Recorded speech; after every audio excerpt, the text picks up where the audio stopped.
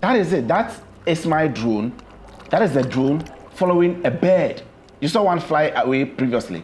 That is it, a drone. Usually if you hear bird watching or bird photography or bird videography, you see equipment like huge binoculars, you see huge lenses, massive equipment, tripods, and a whole lot that would allow you to stay in the wild, stay quiet and zoom in very far to capture or see what you need to see, especially birds, because wildlife don't like to be disturbed. The very worst equipment you can use for bird watching is a drone. Do you know why? Number one, drones make noise, like a lot of noise. That to scare the wildlife away. Number two, drones usually don't have zoom lenses, and their zoom lenses are not good enough to go very far and capture the animals or allow you to observe animals closely.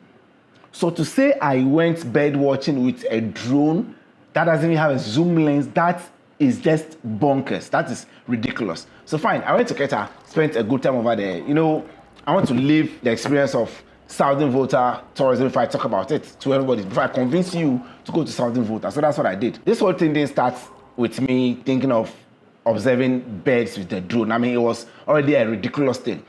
When I finished all my trip, the whole trip, and I was waiting in the vehicle to move, I realized that there were some women in the water fishing. Now, like, oh, that looks cool. Let me get close to them, or let me fly the drone over them and get some shots and observe what they are doing, because I can't get close. They were in the lagoon.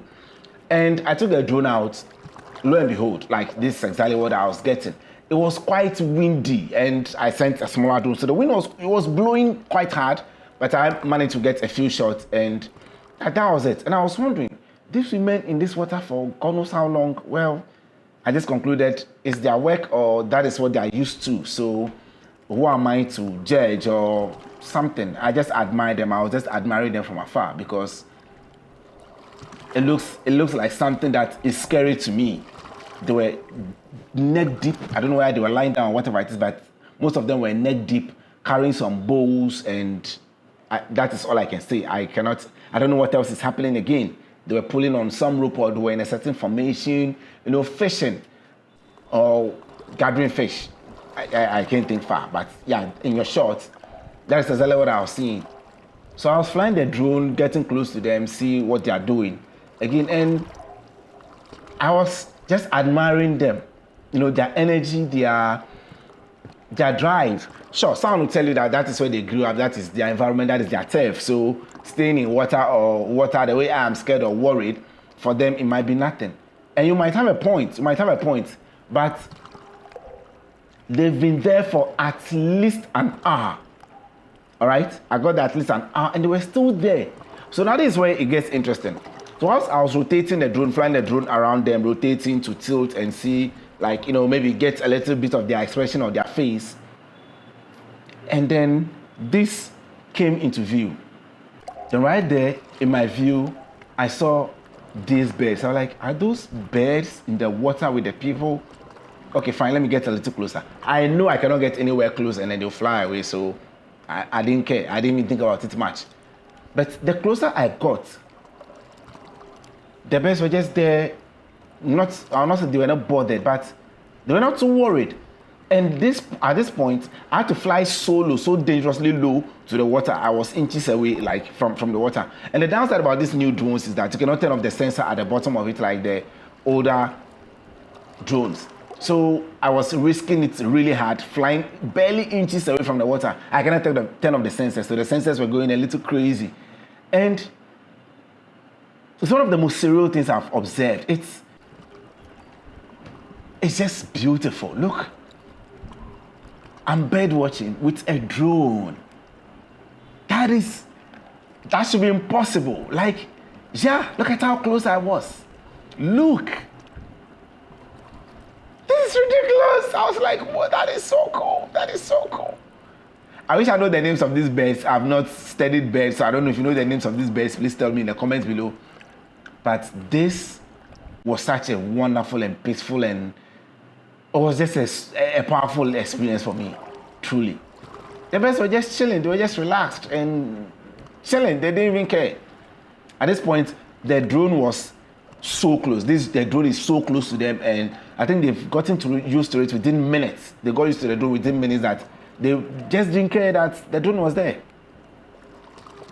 And I was just enjoying the view. The only thing is that I wish I had used a bigger screen to enjoy it more, to look at it more. But thankfully, it's recorded. So yeah, now I'm in the studio on a massive screen, and this is just solid. This is just solid. And the sound you'll be hearing now will be sound I recorded with a microphone earlier in the day, and not the real sound from here, but it was still nice. This is still nice. If I should get my massive mega zoom lens and I disappear for like a whole month or 2 or 3 and you don't know where I've gone to, don't look for me anywhere. Get together. You'll find me right here, bird watching, capturing shots of birds and doing videos of birds. Isn't this beautiful? Look at this. Look at that pretty bird. I'm a pretty bird, I'm a pretty bird, I'm a pretty bird, I'm a pretty bird, I'm a pretty bird. If you know what I'm saying, it's a cartoon, don't mind me, okay? Now at this point, if you look closely, you realize that the drone was actually struggling because the ground or the water, the surface is not very stable, so the sensors are getting confused, and I was just inches away from the surface, so the drone doesn't know how to actually calibrate that. The wind was also quite strong and was blowing the drone all over the place. I had to be gentle and then be fighting the wind a little bit. Mind you, I was flying a smaller drone, so yeah, fighting the wind was a real deal. Like this, possibly one of the best shots I've had since I hold the controller to fly the drone. Look at how close I am to this bird.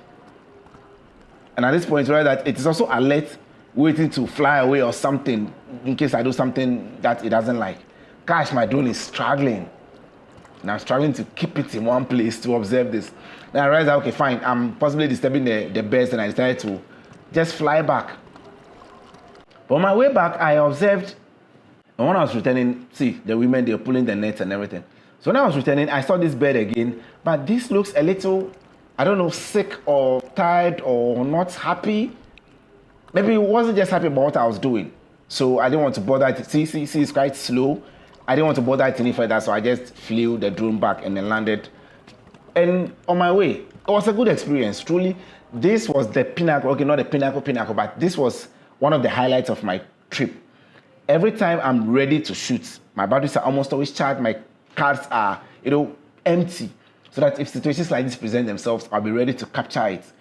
This was a beautiful experience. I may be going back there, but if I'm going to do bird watching again with a drone, I can guarantee you this time I'll go with a drone that has an optical zoom, at least 100 millimeters, so that I can get closer to the action without disturbing nature. It's Double V for Business Volta.